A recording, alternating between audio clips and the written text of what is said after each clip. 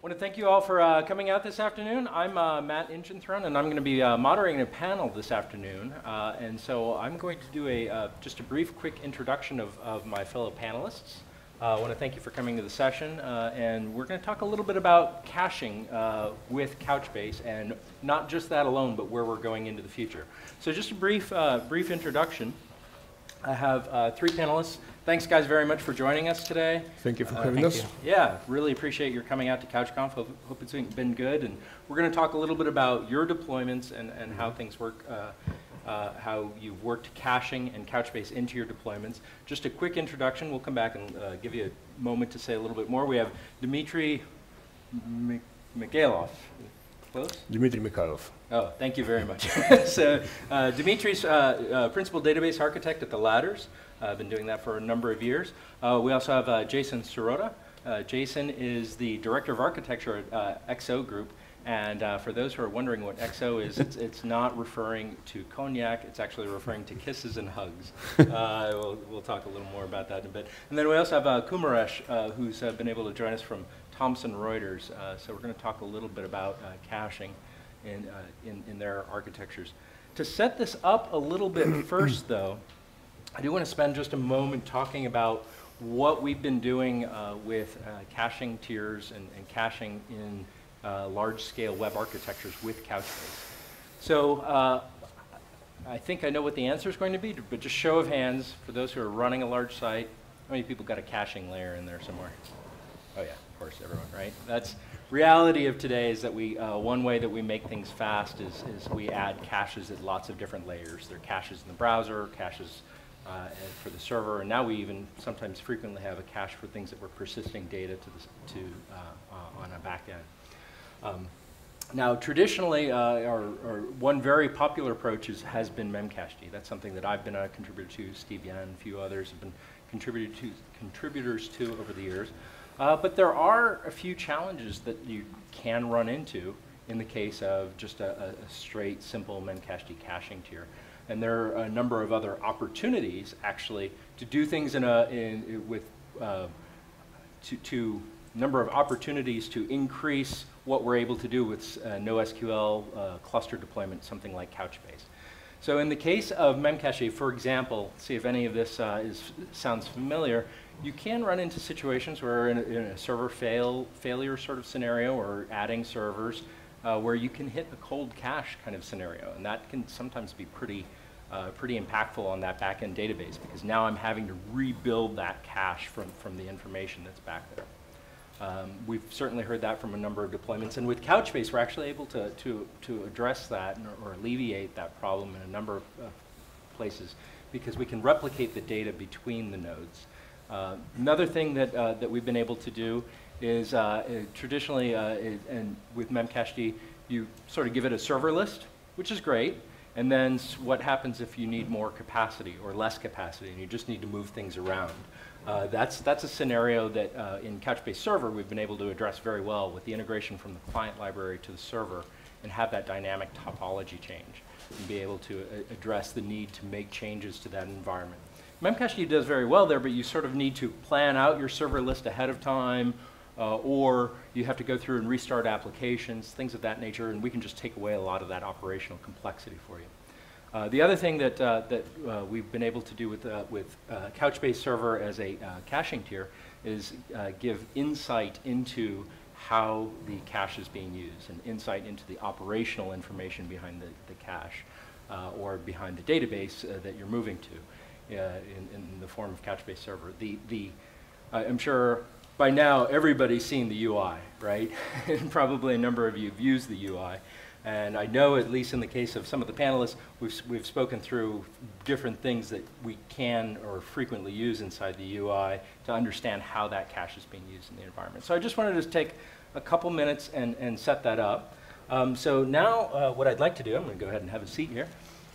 What I'd like to do is maybe just spend a couple minutes and just background-wise, with each of you, I wanted to just get a brief idea.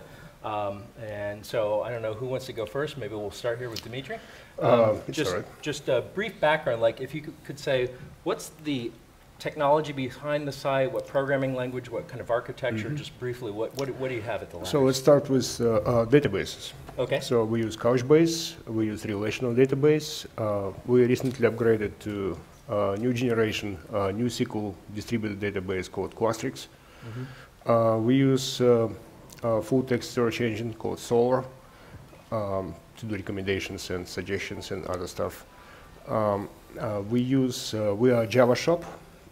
We use Apache Tomcat application server and Jetty. And we use heterogeneous replication open source tool called Tungsten Replicator to move data back and forth. That's pretty much it. Okay, good. And Kumaresh, so what's in your deployment architecture? Yep, I'm from the financial data services industry, right? So ours is more of offering the financial data services with analytics, right? And what I work is on the application layer, right? We develop SOAP-based web services which provides data for various different clients like desktop clients, web-based clients, and mobile applications.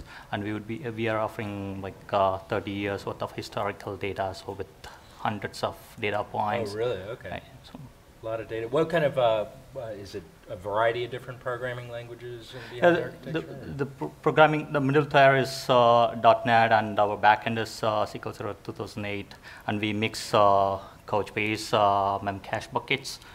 That's our caching layer. Got it. Great. And Jason, I know you have a number of sites over at Kitchen. Yeah, so XO Group runs a number of different sites, the knot.com, weddingchannel.com, thenest.com, and a bunch of other smaller ones. Our backend architecture is mostly based on SQL Server as well, with a caching layer in Couchbase, as well as a C# application layer, MVC front end, lots of jQuery and CSS and HTML and a lot of API. Great. So just question from my perspective. If you were to, I know each of you have been in your position for a number of years, and you've seen, I'm sure as I have, right, the demands from users are just growing dramatically, and so that probably led to the need to add this sort of caching. Is it something, maybe you can just give me an idea, was it recently, was it in the last couple of years? So let's go back to Dmitri. Prior to Couchbase, we used local caches on the web nodes. As number of web nodes grows with a lot of data to share, nodes became really fat. Yeah. Required a lot of memory, and if cache is empty, each node generates all the traffic to the database, and with a big number of nodes, traffic grows linearly. So apparently it was not very effective solution because we had to invest into hardware, to memory, and we decided to go Couchbase, which economically more attractive solution. So we implemented global distributed cache. We solved our cache coherence problem, which is, I'll explain a little bit later. Sure. So we essentially hooked up with, we use MySQL or Qualtrics, which is MySQL replacement, which generates binary logs. So content in database changes, and all the events getting serialized and stored in the binary logs. Binary logs get shipped to our tool that parses them and invalidate cache entries in the cache. So what we actually cache, complex business domain objects, such as we are website helping people to find jobs, so we have main objects, jobs, recruiters, and job seekers. And profiles, it's happened again. Profiles are pretty big objects, and some of them contain some calculated values, aggregated values. So to calculate these objects on the fly seems to be quite expensive. So we simply calculate once and using write-through cache, store them in the cache. However, the cache coherence problem, how to make sure that cache matches, what data in cache matches relational database, we had to implement this solution. So pretty so advanced. whatever application, we have external, internal applications, sometimes manual updates coming from DBA during maintenance. each update might cause several objects to invalidate. And everything happens behind the scenes, so we don't really need to implement the caching layer and API in front of everything. Got it. So it allows legacy applications and new applications work together. So pretty advanced deployment, but probably something that a number of you have run into as well. You know, you sort of start off with the simple, I've built the application, I'm going to do a simple local cache inside the system, right? Mm-hmm. And then after a little while, you start realizing, wait a minute, I've got the same data items, the same hot stuff cached in every node, and it's just getting bigger and bigger. So Kumaresh, in your environment, is it, at what point did you introduce caching, and what kinds of problems were you trying to solve at that point? I assume speed, but. As I said, we have 30 years worth of data, which means some millions of records, and for each of these IDs, we need to pull out 200, 300 data points, I told you, right? So initially, we were doing a lazy cache, lazy load, and that's in local. And as you know, it's redundant, and lazy load takes time, so the performance was not up to the mark. And we started researching different solutions on the distributed cache. As I told you before, like scale out company, the state server, and then memcache, right? That's with Couchbase. And with that distributed cache, we could able to significantly reduce our redundancies and the issues, data consistency across the local cache, and maintaining that as a real time. Right now, we use the memcache, Couchbase memcache, to a real time every 15 minutes, like with around 500,000 documents in the cache, and we keep updating it from our content. And it provides a very good performance, and we had around 1,000 documents in a couple of seconds. We could be able to hit with the memcache. Really? Okay. Yeah, we'll come back to SLAs in a bit, because that's actually an area that I'm pretty interested in. I'm sure a number of you have certain SLAs that you're going for. So Jason, at what point did the Nod or XO group start adding in caching?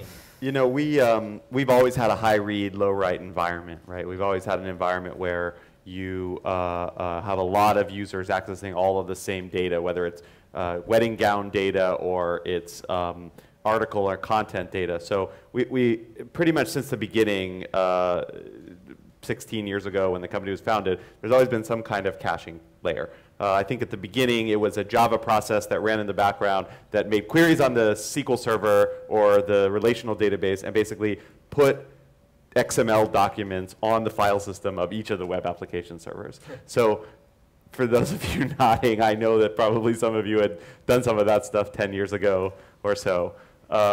And since then, I think we've gone through a number of caching stages. Like we went to there, and then we went to on-node memory caching, and then we went to centralized memory caching, and then we went to centralized memory caching, hopefully with persistence if our launch goes well. Sounds good. And so this is in what, in the last probably 4 or 5 years, you've gone to sort of the centralized. Yeah, centralized memory caching probably started around 2009, 2010, and I think what we were trying to solve was actually more of an operational problem than a speed problem. Mm-hmm. On-node caching worked pretty well for us, but what we would find was that people wouldn't necessarily understand, new people coming in wouldn't necessarily understand the caching architecture, so they would make code changes that would actually mess with the caching architecture on node, and so the centralized cache kind of solved that problem, because as new developers would come in, they were really familiar with a centralized cache model. Unfortunately, it actually introduced other programming model challenges where people would basically come in and replicate the same centralized cache documents across tiers. So the application team would come in and they would query the database and then put their stuff in the cache, and then the front end or the presentation layer tier people would come in and read the data from the application tier and then put it in the same cache again. So we got to a point where we had to really educate our people a lot on how to program for a centralized memory cache. Got it. So I know I personally, anytime I'm talking with folks who are deploying, to me it's always interesting to kind of understand what are the constraints that you're dealing with. Obviously, we always want, as end users of different sites, we always want that page to come up immediately.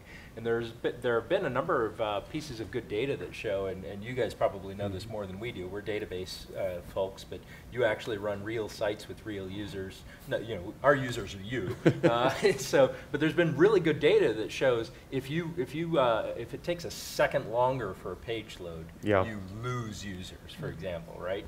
So I'm curious, and I'm sure other folks are. Whoever wants to jump in first, how have your SLAs changed over the time, or what are the SLAs, or what are the service levels? Maybe it's not a service level agreement. Yeah. What are the service levels that are typically required with your with your kind of site? Whoever wants to jump in. I'll go.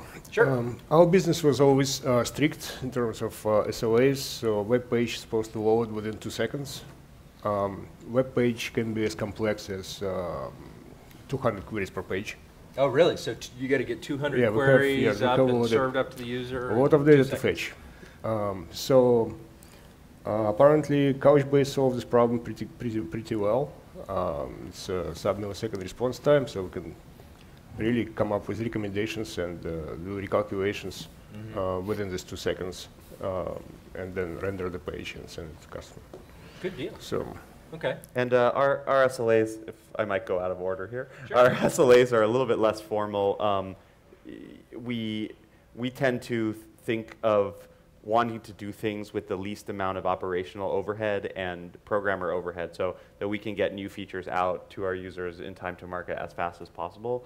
And by using this kind of software, we're basically able to not have to over-optimize after the fact. So as long as people are using our application tier and our memory tier correctly, they're getting these sub 2 second response times on the front end without dedicating a team of people to sit around and over-optimize the code, once it's gone out at 5 seconds or 7 seconds. Another way to maybe put that is that at XL Group, you've been able to integrate into your development plans the things necessary to have a caching architecture such that you don't have to focus as much on that's a really good point, and it's just become an ingrained part of our culture that you just don't surface anything to the client without it having been fronted by a cache first. Makes sense. Makes sense. Kumaresh, what kind of service levels do you guys? Pretty much of the same, like earlier, before introducing Couchbase 2 years back, right? We used to serve like 100 documents in 10 seconds. I mean, whatever we give is what, ours is internal applications, like a desktop application. So they couldn't complain as much, I guess. We have our KPIs, key performance indicators. It's not SLA, right? We call key performance indicators. So what we benchmark it and say this is what we could achieve. Right? And then we said, oh, okay, this is what the market requirement today, like customers want that to be like 1,000, like they do lot of data mining with our historical data and pull out lots of deal IDs, right? The IDs and like 1,000 documents they wanted to download in a couple of seconds, and they could be able to literally achieve it. Got it, got it. So now your users, and I'm sure even though you have that big archive of things, it's still a certain amount of the data is, maybe you can tell me, is a certain amount of the data really that hot working set that is frequently it's requested? denormalized, right? It's we put together into a document, and that's what the key data points a customer is looking for after he data mines with our SQL servers and gets the IDs, and then fire it back, and we get it back from our Couchbase. Got it, got it. Okay, I'm just curious, well, actually, before we jump into that, because Dmitri, you mentioned a little bit about what I think is probably a pretty interesting, and Jason, you and I had talked about this before, sort of the cache aside versus having the read through and write through, read through, write through. And it sounds like, Dmitri, your environment, just to drill into that a little bit, so let me see if I can reiterate it. You have Clustrix, right? Yes. You have a system that you're actually reading the binary logs off of and then populating into this Couchbase tier for the application. Yes, so it's fairly simple. You can easily implement it. How many of you use MySQL or MySQL compatible product? Wow, It's about 50%. You're probably aware of a utility called MySQL binlog. Yeah. So the easiest implementation of real-time cache invalidation with Couchbase and MySQL is to run MySQL binlog in continuous reading, and then you can simply write PHP scripts like state machine, or I remember I wrote like 30 lines code just to cache one event and do some action called the curl and invalidate entry in cache. So this is pretty much how it works. Interesting. So What would you call that? A right behind? We call it right behind purge. cache invalidation, right behind cache population. Maybe, potentially, yeah. Because you're still using a cache aside pattern on the front end. Yeah. You're just invalidating the cache with the write through. Exactly. Yes, because one of the reasons we need to invalidate cache entries, just because, for instance, if we publish jobs and people apply for a job that was filled 2 seconds ago, it's probably not the right thing to do things. So we have to keep our objects intact. Got it. Now, I would think one trade-off, correct me if I'm wrong though, one trade-off here is that you are going to have a slight window of inconsistency potentially. It's microseconds. Yeah, so, okay, microseconds. Milliseconds, Milliseconds. to be honest. Micros or millis worth of inconsistency. So if anyone goes to the ladders and you update something and then you look Wait, why would you? Because if you're, because the cache invalidation. you're waiting for it to It's go back all through the bin CPU log. cycles, it's network traffic, it's all kind of Right. The advantage you would gain, but with this trade-off, correct me if I'm wrong, is that now the developers, they don't even have to really be aware. Yes, this is one of the biggest advantages. Yeah. And imagine this: if you develop the API through which you communicate with your database and cache, keep cache intact. So that key is not locked. Yeah, a DBA actually can't do much. Can't run update statements, cannot write delete statements. I mean, all the stuff has to be processed somehow. Yeah. So you have to write the code that keeps cache intact to do something extra. So in our case, it's the biggest advantage because we have, mentioned before, multiple applications, about 5 different applications, external, such as website, and internal administrative tools, plus DBA.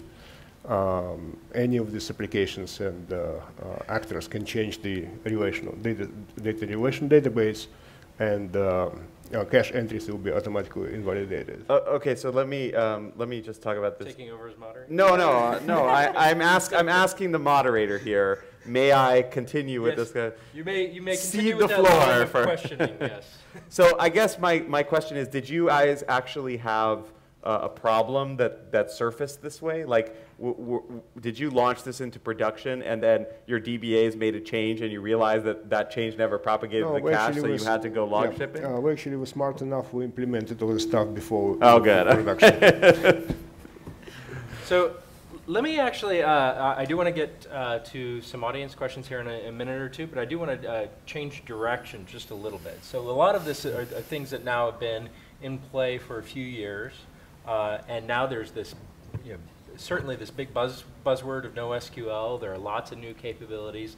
You've heard today about the full text search, the integration with Elasticsearch. You've heard about 2.0 and views. You're already either currently using or planning to use some of the replication and monitoring capabilities that we have in Couchbase, right? Just whoever wants to jump in. How is that going to affect your site? What are you going to be able to do at that? Is there anything new or that you can kind of anticipate? Regarding full text search, could be full text search. It could be very interesting solution. Very interesting solution from Couchbase. I heard you guys integrated with Elasticsearch. Correct. Yeah. So currently we're using heavily Solar, and we came to the point when we need to shard Solar to scale it somehow. So if you use Couchbase as base, the distributed platform, on top of which you can run Elasticsearch or much faster search, that would definitely be something we would like to consider. Got it. Kumaresh, can you think what might come out of, say, Couchbase 2.0 or the Yep. full-text integration that might affect what Thompson Reuters needs? Right. So as he said, we do a lot of complex screening, which is filtering, right, Yep. across this hundreds of data points, and that still live with SQL Server, because with Couchbase, Memcache, we use it as just a caching layer today, right? We wanted to use that documents to screen it, map it, and reduce it, right? And do that screening and give analytical results to our customers. Most of our need is like analytical results from this 30 years of data market analysis and all those, right, with the real-time data, right? So this is what we are looking for now, planning to go. I mean, our benchmarks are changing every day. Like our analytical results are from 2 seconds to 3 seconds. They wanted to do it in a breadth of 20, 30 years within sub-second of results. Really? Yeah, complex. Get back 20 mining, years ago, right. Still sub-second Right, kind of responses. right. That's where we are seriously looking into Couchbase NoSQL database, and we are evaluating it right now. So we're certainly moving to an era where maybe we need to do caching of even more metadata and more index data Right. in order to continue to hit the service levels that people are looking for. Right. Right. Jason, really quickly, any thoughts on how that applies? You know, there's two things that we're really excited about. One is second level indexing. I mean, that's just the views, just the ability views to do themselves, secondary because yeah, we actually are doing that manually within Memcache right now, and so indexes. Oh, really? So yeah. you create multiple items in the cache. Yeah. I see Dmitri nodding as well. So Yep. you do some pretty similar. Yeah, we were things. thinking about it. Oh, okay. we cache search results, and we do all sorts of things with keeping sets of items in other keys within Memcache. So it's 3 or 4 fetches to try to figure something out. yeah, it'll be nice to have that built into the platform. And the other thing is a more durable persistence layer. So there are certain use cases within our organization that least recently used semantics is not really what we're looking for. We really need a persistence database semantics for the kind of data that we store. Got it. Which I won't go into because you said fast. Well, I wanted to take a moment, so let me just toss it out to the audience. I'm going to end up repeating your question. Maybe I'll paraphrase your question. But does anyone in the audience, you guys all have a number of sites, maybe you currently have a caching tier and you're looking to extend it or something like that. If you have any questions from the audience. So the question is, paraphrasing, so we have this tier with Clustrix and we have the caching tier. Are those synchronized together effectively, right?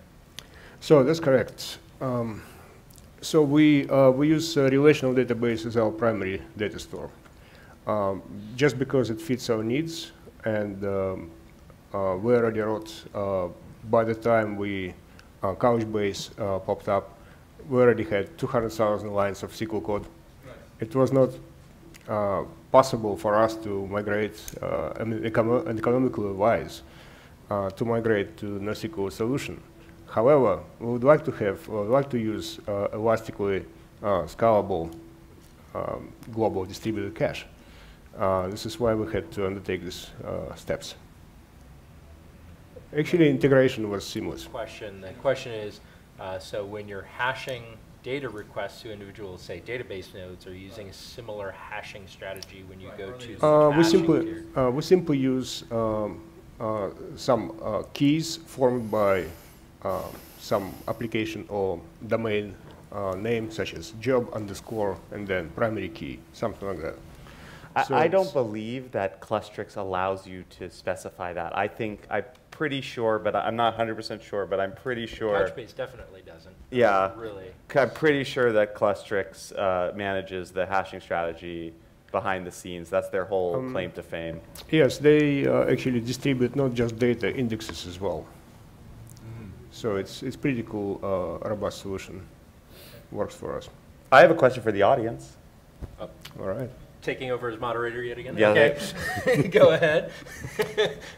Do you guys, what do you guys feel, and jump in whoever, is your team or your company's sort of comfort level with some of these concepts of of this idea behind caching and consistency and things like that? Yeah, that's a good question. I know you and I have had this conversation a number of times. And the question sort of comes from, I think a number of people come out of school and they understand how to deal with the persistent store and they understand how to program, but then you say, but how are you going to make it fast? How are you going to cache it? And they're like, that wasn't in comp sci 204. I took my operating systems class and I learned that I had threads and I had to deal with caching between threads. But how do I do that for a large site? So maybe the question of the audience is, are your teams already grokking that? Or so it sounds like it is potentially an unsolved problem. I think a lot. I don't know. Well, we should probably ask Kumaresh and Dmitri. So I think the reality is, like many performance things, it's kind of iterative, right? You find that you have a problem. Oops, I have a 2-second service level I'm supposed to be hitting, and I'm starting to fall into the 2.1 second range, and my budget for RAM is not going to quadruple this year. So how am I going to solve it? Is it that kind of scenario, and you sort of discover it as you need to? Or? Sometimes this is true. Budget is always a question. But sometimes just if you think about solution and you think about extra step you take, about levels of interactions you take to calculate or extract or calculate the value. Yeah. Sometimes it's simply from elegance point of view. From an elegance point of view? That's correct. Yeah. You take this step, this way or another. What do you think? Because only beautiful things work. Ugly things don't work. Can you rephrase your Except question? Java. Oh, whoop, sorry. Oh, wait a minute. Okay. So Kumaresh asked me to rephrase the question. So long story short, Jason, I happen to be I've done a lot of Java work over the years, and then Jason was always in the early days giving us a hard time about the .NET work. So we always kind of give each other a hard time, but it's all in good fun. So Kumaresh, just to rephrase the question, I guess the question is, was this something that Thomson Reuters you kind of knew that you needed up front, or was it something that you discovered over the course of time that, oh, how are we going to hit our service level, or we're not hitting our service levels, and that was what led you to integrating and caching here? That's true. I mean, as we were pulling, we wanted to give real-time data. Our data gets updated every 10, 15 minutes. We pull out from the market news and feed in our content, and then provide the information as live as possible. Right? So we wanted to give from our database essentially, and then local cache, and then updating that cache. All that is a big problem, providing a consistent live data. Right? Then with this caching layer that we built an architecture where we keep this IDs against the document and the IDs which are changing, so we keep in sync which ID is changing, then we have all these documents refreshed. Did your company have formal training around these concepts, or did you? No, we didn't have the issues that you had, like some developers adding and some developers recaching the same problems, right? I mean, in our framework, we had this consistent layer where whenever you pull it out from whenever you ask your API to get this data, it will check in the cache first, right? And then so that's how the framework was built. So we never had a problem that no one could go and add that without anyone's knowledge. So do the people who access the API, do they understand the concepts of eventual consistency and availability? They do, or they do not, or they'll figure it out eventually once somebody reports an issue. Yeah, it comes up, as you know, in the production, it comes up, right? We keeping this cached layer in sync with the live data, right? I mean, from the developer point of view, we never had any problems because it was built. The API was built that. I mean, we asked the developers to use this API, not write their own. Don't use the caching layer on your own. I mean, caching APIs. So you had to actually go through this, and that's strictly maintained. So that's disciplined. So we never had, hey, we have a caching layer. Whatever you want, you can do it now. Right. That's not allowed. So I want to make just one really brief mention. A number of us are going to head up to the lounge where you can talk to us individually about what we've deployed in sites. I actually have an answer for Jason's question, but you'll have to come up to the lounge because we've run out of time. So I want to thank Jason, Kumaresh, Dmitri. Thank you very much for joining us. Thank you for having us. Thank you very much. Thanks for coming. Thank you.